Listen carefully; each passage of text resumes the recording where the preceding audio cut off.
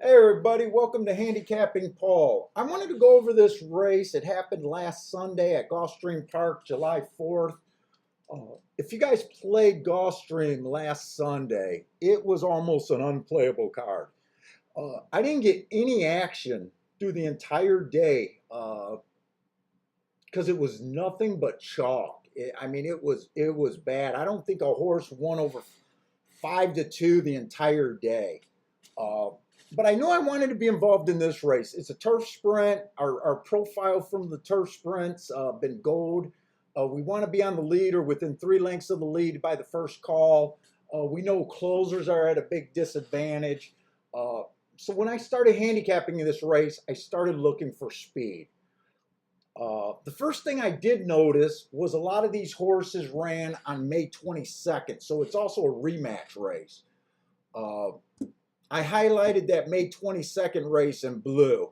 So we got the 1, the 2, the 4, the 6, the 7, the 8, all coming off of that same race. It was a little annoying race because it was a one race sample. So it's always hard for me to judge those races. Uh, but that's what I first noticed. So, like I said before, I start looking for front end speed.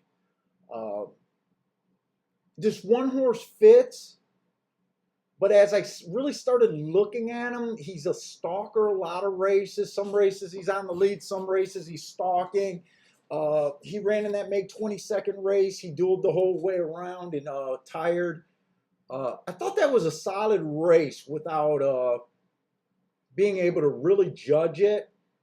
He was fast 2 races ago, just missed, and 4 races ago he went too fast to win. Uh, so he definitely fit the race to me. Uh, the 2 horse ran in that same race. He was the horse that dueled with the 1. He fits.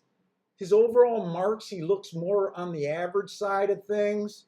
And he does look more like a stalker to me, where he'd be 2 or 3 lengths off the lead. He fits, but he's not quite what I'm looking for.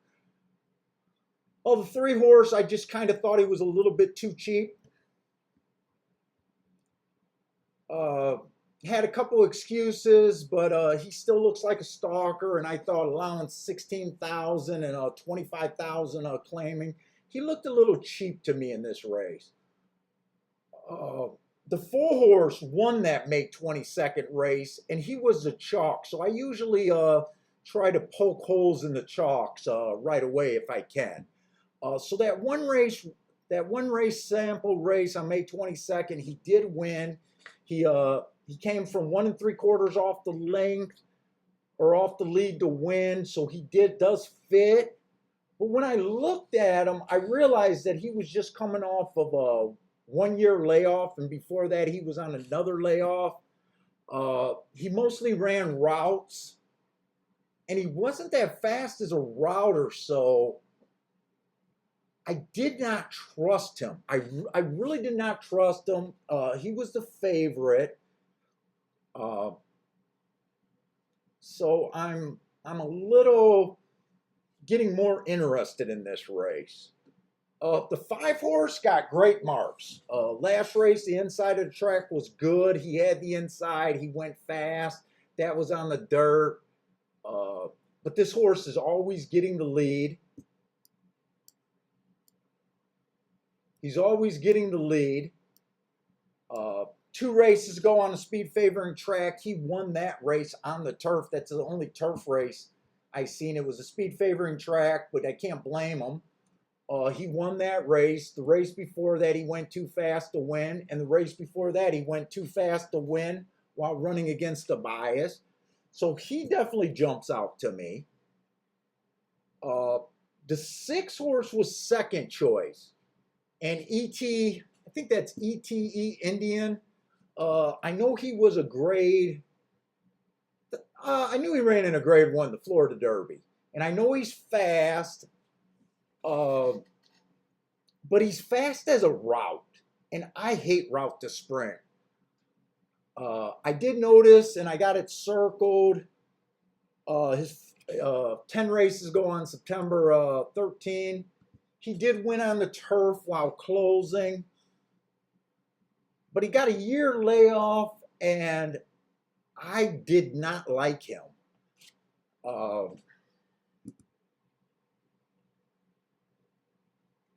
The 7 horse ran on that May 22nd race. He was a stalker that race. He did improve his speed figure the next race out, but he was a stalker on a speed favoring day that day. He has one going wire to wire. I think he fits, but I didn't care for him. Tiger Blood. As soon as I seen Tiger Blood doesn't show it on the form, but last year he was a super front speed horse. You guys that watch the shakeup, you guys know we love Tiger Blood. But he did start shipping to other tracks, and he seemed to lost that front end speed. He also ran on that May 22nd race. He got up into the speed duel. Finished 3-by-1. I knew I was going to use Tiger Blood the entire time. But I'm waiting for his speed to come back. The 9 horse, I didn't really care for. He looks, there's quite a few races where he's a little too far back to at least win this race. I didn't think he was a contender. The 11 horse, coming off a bit of a layoff from April, went too fast to win in 2 of his last 3 starts, always going to the front end. I did like this horse a bit. And then the 12 horse has front speed, but he just broke his maiden, and I did not care for this horse. So that kind of left me with 3, maybe 4 horses that I thought could get the lead. You know, it was Tiger Blood, it was the 1 horse, the 11 horse, and the 5 horse.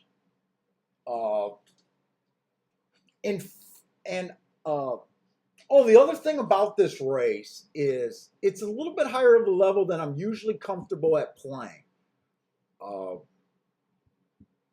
But I did look up. I wanted to see what type of race this Roar was on May 15th.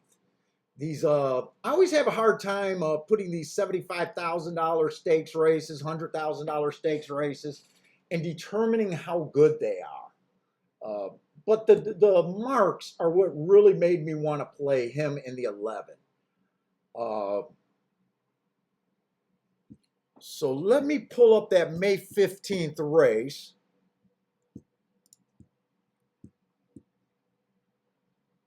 And I am finding it really helpful to keep your old forms.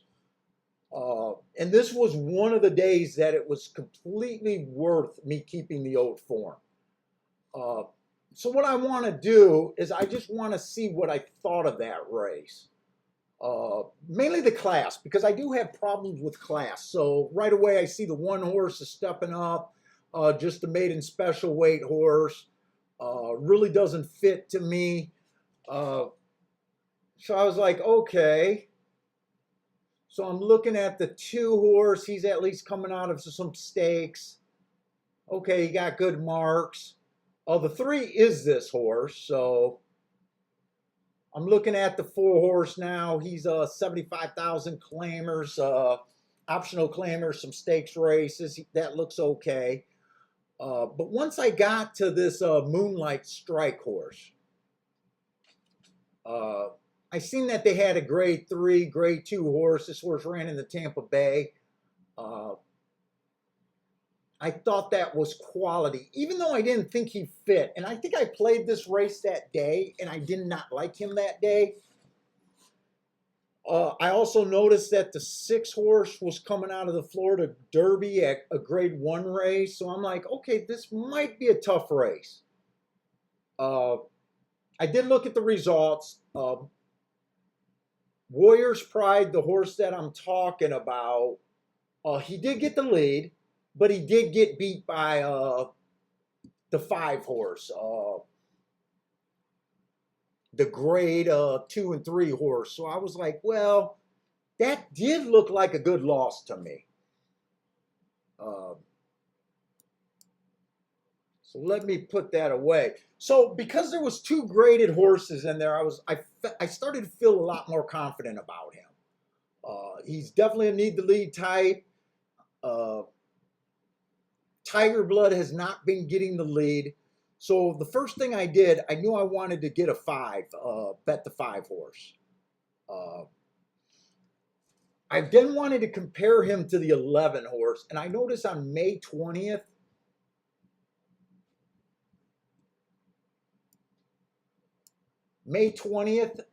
he ran with Warrior's Pride, and Warrior's Pride beat him. That was this May 20th race. It was a speed favoring day, but on the turf sprints, I usually think that most days are speed favoring. So I knew I wanted to use the 11. And I definitely wanted to use Tiger Blood, the 8 horse. So I started out with that box, 5, 8, 11 for exacta box. I knew I wanted to get my 5 horse to win.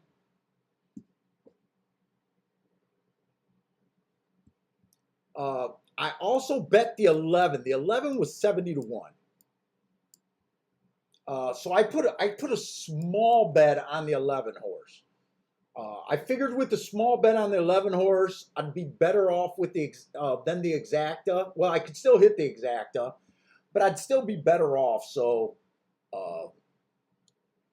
the 5 was 9 to 1, 10 to 1. And then I came back and I wanted the 5 on top of the 1, the 2, the 8, and the 11.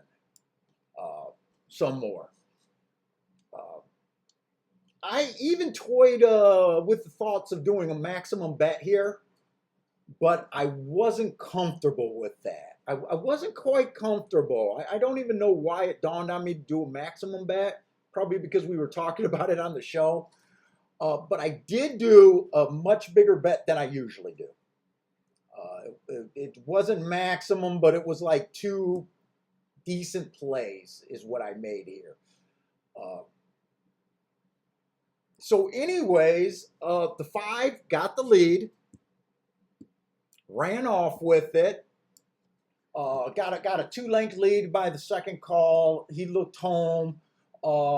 He did start tiring in the stretch. I did get a little bit worried.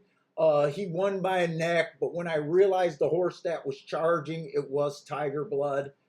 The 1 did pick up 3rd.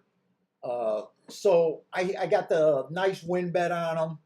But really what made this bet great is I hit the exact on both tickets, the box and the key. It paid 94 to 1. So it ended up being a really good day.